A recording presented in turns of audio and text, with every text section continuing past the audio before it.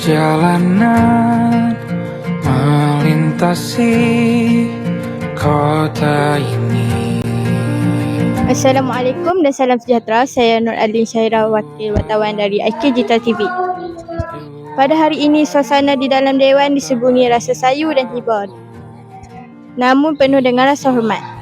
Pelajar-pelajar di dalam dewan sedang menyaksikan detik-detik akhir 4 orang pendidik, iaitu Cikgu Sadia, Cikgu Nur Eda, Cikgu Chang dan Cikgu Azhar, yang amat disegani bakal bersara di SMK Citra.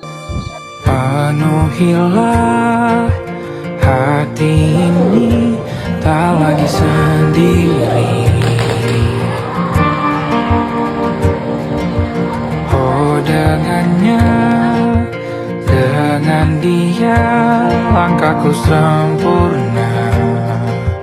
Hari ini adalah hari terakhir Cikgu beriman di SMK Citra. Apakah perasaan Cikgu hari ini?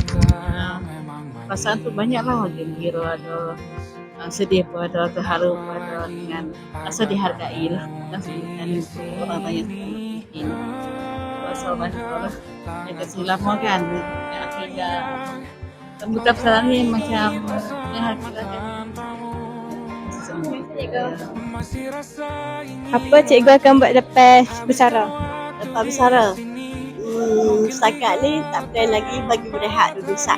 Dalam seminggu tu bagi berehat sekejap, letih sangat dah ni. Terima kasih.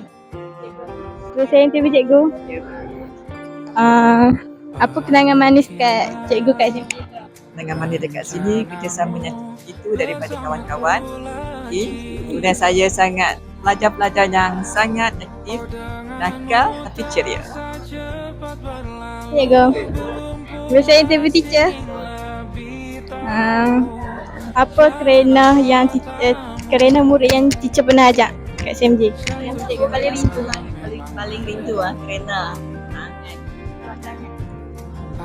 anak-anak murid nakal. Kalau tak mau masuk kelas, pasti berjaya. Itu yang buat saya sangat ingatlah sangat. Majlis berakhir dengan lambaian terakhir daripada pelajar, di mana guru-guru yang bersara diiringi barisan pentadbir meninggalkan pekarangan sekolah buat kali terakhir sebagai seorang pendidik. Walaupun bersara daripada perkhidmatan, namun jasa dan semangat mereka akan terus kekal abadi dalam lipatan sejarah sekolah ini. Sekian daripada saya, Nur Adlin Syahira, wakil wartawan dari IK Digital TV.